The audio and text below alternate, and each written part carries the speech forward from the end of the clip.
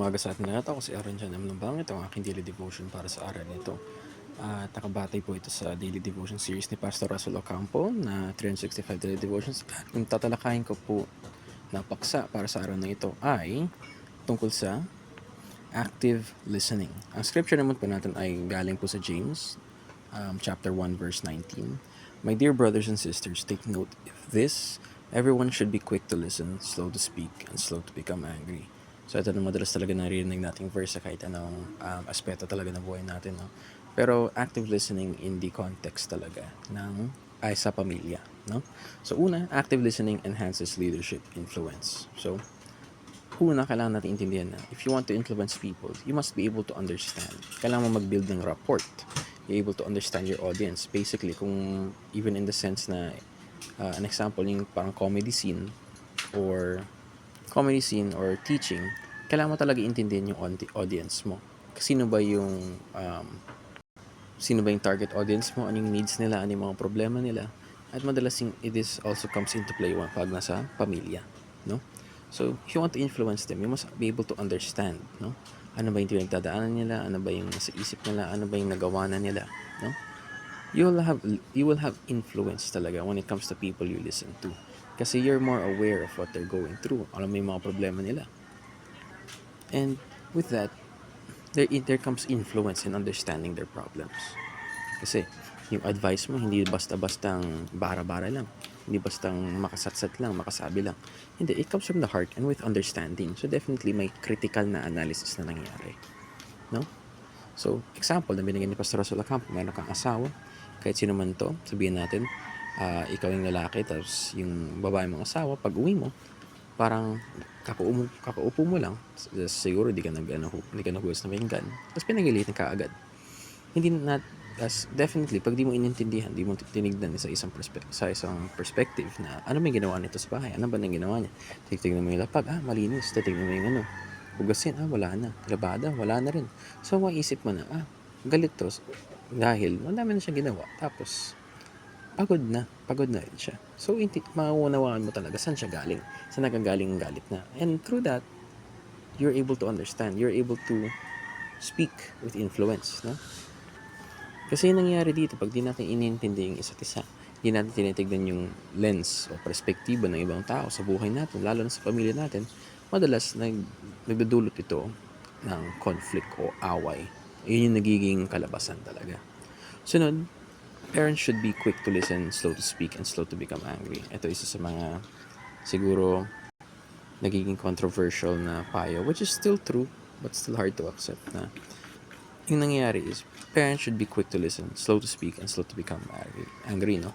If you don't listen, yung madalas na nangyari, pag di mo pinapakinggan yung anak mo, madalas awain mo, magananag, and syempre, pag lagi mo ninanag, lagi mo sinasabihan, lagi kang magagalit, no? So, yung nangyayari dito, sinasabi ni Pastor Russell Ocampo, is kailangan mo talagang intindihan yung anak, madalas magaspang yung pag-uugali. Yung mga rason na bakit hindi niya ginagawa mga bagay-bagay, at kailangan pag-usapan. Hindi lahat madadaan sa galit, laging paghampas. At hindi naman ganun rin yung Panginoon, no? Hinalagi na lang yung disiplina na dadaan sa paghahampas, pag ganun sa atin, no? Minsan, madalas inuunawaan tayo, madalas binibigyan tayo ng pagkakataon para mag-reflect. Madami. Kinakausap tayo ng Holy Spirit. So, there are many chances before na dadala tayo into type of discipline, no? Any type of discipline that comes from God. Yung naiintindihan ko at pinaramdaman ko sa buhay ko. So, and yun nangyayari dito talaga when it comes to family. Kagaya na sabi ni Pastor Russell Ocampo na pag hindi pinapakinggan niya, hindi inuunawan yung anak, yung nangyayari, yung comfort zone napupunta sa mga kaibigan imbis sa bahay. So, madalas, hindi ka nakabuo ng magandang relationship, leadership, when it comes to the family, when it comes to your children, dahil nangyari, nagiging war zone yung bahay. So, as much as possible, gusto nilang iwasan. Kung point of stress yan, natural lang na iiwasan yun ng tao, no? Likas na yun, na gusto natin pumunta sa bagay na hindi nakaka-stress. So, yung nangyari, napupunta sila sa kaibigan, andun sila nagbaband, hindi sila nakabuo ng magandang relationship sa family. Sunod, children must listen to advice and accept discipline. So, tingnan muna natin yung verse dito na Proverbs 19, to 20, listen to advice and accept discipline, and at the end, you will be counted among the wise. So, mahirap talaga bilang anak or kahit sino man talagang makipakinggan na kahit sino man pag tinutuwid nila yung ugali mo, yung kaugalian mo, yung behavior mo, dahil kasi yun yung nakasanayan mo. So basically, sinasabi mo, yung buong ginagawa nila ay matagal ng mali. And madalas yung mga tao nagiging defensive. But in truth, hindi mga payo nila, nakakatulong lang talaga. Panggabay lang yan. Pangpatuwid lang. No?